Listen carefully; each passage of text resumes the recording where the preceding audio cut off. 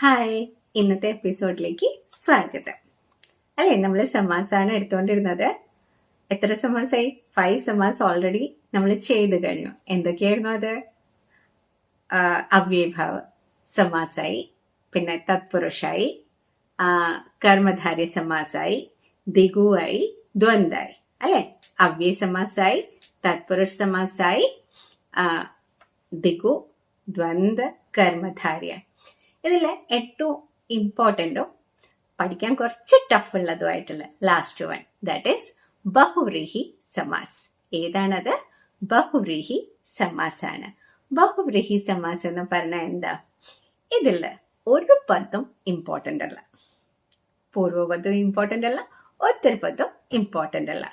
इस समास में कोई भी पद प्रधान नहीं होता. जब दो पद मिलकर तीसरा पद बनाते हैं तब वह तीसरा पद प्रधान होता है. എന്താ പറഞ്ഞത്? ഈ രണ്ട് പദം കൂടി കൂട്ടിച്ചേർന്നിട്ട് മൂന്നാമത്തെ ഒരു പദം ഉണ്ടാക്കുകയാണ്. എത്രാമത്തെ പദമാണ്? Third one it is formed. Okay, അതിനാണ് നമ്മൾ ഇമ്പോർട്ടൻസ് കൊടുക്കുന്നത്.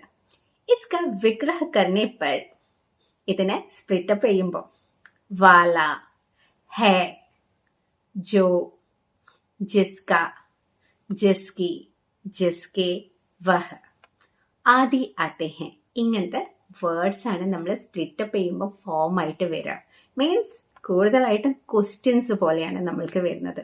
ജിസ്ക, ജിസ്കി, ജിസ്കി എന്നൊക്കെ പറയുമ്പോൾ ക്വസ്റ്റ്യൻസ് പോലെയാണ്, അല്ലെ? ക്വസ്റ്റ്യൻ ടൈപ്പാണ്, അല്ലെ? ഇങ്ങനെയാണ് കൂടുതലായിട്ട് വരാറ്. ഇതിനെയാണ് നമ്മൾ ബഹുബ്രീഹി സമാസ് എന്ന് പറയുന്നത്. എന്താ പറയണത്? ബഹുബ്രീഹി സമാസ്.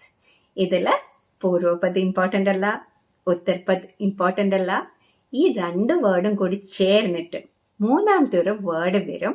അതിനെയാണ് നമ്മൾ തീസ്ര പദ് എന്ന് പറയും. അത് ഈ ഒരു സമാസിൽ മാത്രമാണേ ഉള്ളൂ. ബഹുബ്രീഹി സമാസിന്റെ സ്പെഷ്യാലിറ്റിയാണ് അത്, മൂന്നാമത്തെ വരുന്നത്. ഓക്കെ, ഇനി വേറൊരു വേർഡ്സിൽ പറഞ്ഞാൽ എന്താണ്? രണ്ട് പദം ഇമ്പോർട്ടൻ്റ് അല്ല. दोनों में से कोई भी पद प्रधान न होकर कोई अन्य पद ही प्रधान हो वह बहुब्रीहि समास कहलाता है. ഇനി രണ്ടും കൂടി ഒഴിവാക്കി നമ്മൾ മൂന്നാമത്തെ പദം ഉണ്ടാക്കുന്നു എന്ന് പറയണം, അല്ലെ? അത് ബഹുബ്രീഹി ആണെന്ന് പറഞ്ഞു. എങ്ങനെയാ ബഹുവ്രീഹി ആവണത്? നീലഖണ്ഡ്, അല്ലെ? നമ്മളൊക്കെ കേട്ടിട്ടുണ്ട് നീലഖണ്ഡ്. ആരാ നീലഖണ്ഡ് എന്ന് പറയണത്? നീലഖണ്ഡ് എന്ന് പറഞ്ഞ വേർഡ് നമുക്ക് ഫേമസ് അല്ല. നീല ഹെ കണ്ട് ജിസ്ക, അല്ലെ? ആരുടെ ത്രോട്ട് ആണോ ബ്ലൂയിഷ് കളർ ആയിട്ടുള്ളത്? ആരുടെ ത്രോട്ട് അങ്ങനത്തെ ഒരു കളറിൽ നമ്മൾ ഏറ്റവും കൂടുതലായിട്ട് കണ്ടിരിക്കുന്നത് ശിവഭഗവാന്റെ ആണ്, അല്ലെ? ഗോഡ് ശിവ. അപ്പം ഈ രണ്ട് വേർഡ്സും നമുക്ക് അറിയില്ല, പക്ഷെ ലോർഡ് ശിവ അല്ലെങ്കിൽ ഗോഡ് ശിവ എന്ന് പറയുമ്പം നമ്മൾ എന്താ, നമുക്കറിയാമെന്ന് പറയും. അതിനെയാണ് നമ്മൾ ബഹുവ്രീഹി സമാസ് എന്ന് പറയണത്, അല്ലെ? മീൻസ് ആ മൂന്നാമത്തെ വേർഡിനാണ് ഇമ്പോർട്ടൻസും വരുന്നത്. यहाँ पर दोनों पदों ने मिलकर एक तीसरे पद शिव का संकेत किया, इसलिए यह बहुव्रीहि समास है. इस समास के समासगत पदों में कोई भी प्रधान नहीं होता, അല്ലെ? സമാസഗത്ത് എന്ന് പറഞ്ഞാൽ എന്താ? രണ്ട് വേർഡ്സിനും ഇമ്പോർട്ടൻസ് ഇല്ല.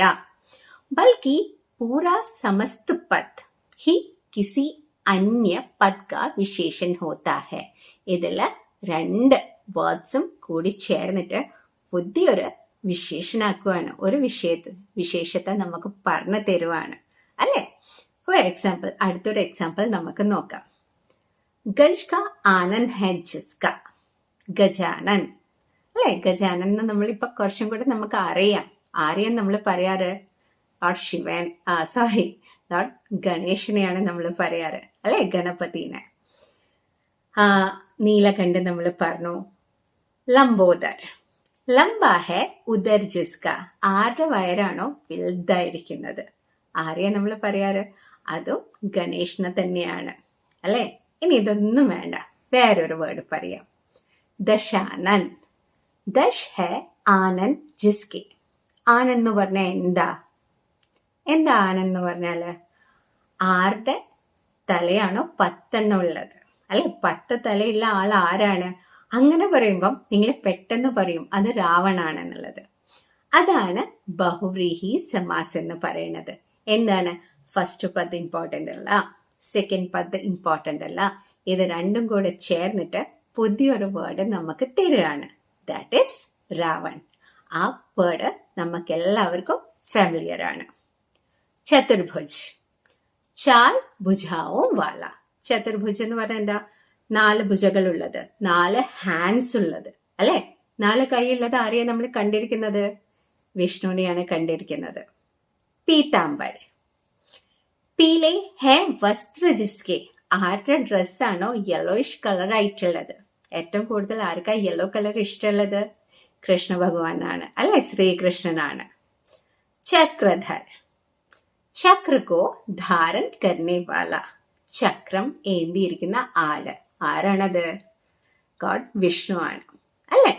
അപ്പം ഇതിൽ ഏറ്റവും കൂടുതലായിട്ട് ഒരു 90% ഗോഡ്സിനെയാണ് നമുക്ക് ഏറ്റവും കൂടുതൽ ബഹുവ്രീഹി സമാസിൽ കാണാൻ പറ്റുക. ഓക്കെ, അതിൽ 10% വേറെ കാര്യങ്ങളും വരാറുണ്ട്, വേറെ വേർഡ്സിനും കൂടെ വരാറുണ്ട്. പക്ഷെ മോസ്റ്റ് ഓഫ് ദ വേർഡ്സ് എന്താണ്? ഗോഡ്സിന് വേണ്ടിയിട്ടുള്ളതായിരിക്കും, അല്ലെ? അപ്പം ത്രിനേത്ര, ത്രിനേത്ര എന്ന് പറഞ്ഞാൽ എന്താ? നേത്ര എന്ന് പറഞ്ഞാൽ എന്താ? ഐസ് ആണ്, അല്ലെ? അപ്പൊ 3 എന്ന് പറഞ്ഞാലോ 3 ആണ്, അല്ലെ? അപ്പൊ 3 കണ്ണുള്ളത് ആരുടേതാണ്? ആർക്കാ 3 കണ്ണുള്ളത്? ശിവനാണ്, അല്ലെ? അപ്പൊ ഇതാ പറഞ്ഞത്, ഫസ്റ്റ് പദിന് ഇമ്പോർട്ടൻസ് ഇല്ല, സെക്കൻഡ് പദിന് ഇമ്പോർട്ടൻസ് ഇല്ല, മൂന്നാമത്തെ പദായിട്ടുള്ള ശിവ, അല്ലെ? അതിനാണ് നമ്മൾ ഇമ്പോർട്ടൻസ് കൊടുക്കുന്നത്. ദാറ്റ് ഈസ് ബഹുവ്രീഹി സമാസ്, അല്ലെ? ഇതിനെ നമ്മൾ ബഹുവ്രീഹി എന്നും പറയും, ബഹുവ്രീഹി എന്നും പറയും. ബോത്ത് ആർ കറക്റ്റ്, അല്ലെ? ഇതിനൊക്കെ ഒരുപാട് ടൈപ്സ് ഉണ്ട്, പക്ഷെ നമുക്ക് ടൈപ്സ് ഒന്നും വേണ്ട ഇവിടെ, അല്ലെ? നമുക്ക് എന്താ വേണ്ടത്? ബഹുവ്രീഹി എന്താണെന്നുള്ളത് പഠിച്ചിരിക്കണം. അപ്പൊ ബഹുവ്രീഹി എന്ന് പറഞ്ഞാൽ എന്തായിരുന്നു? ഇസ് സമാസ് മേ കോയി ഭി പദ് പ്രധാൻ നഹി ഹോതാ. ജബ് ദോ പദ് മിൽക്കർ तीसरा पद बनाते हैं तब वह तीसरा पद प्रधान होता है, അല്ലെ? ഈ സമാസില് പൂർവപദിനും ഇമ്പോർട്ടന്റ് ഇല്ല, ഉത്തരപദിനും ഇമ്പോർട്ടന്റ് ഇല്ല.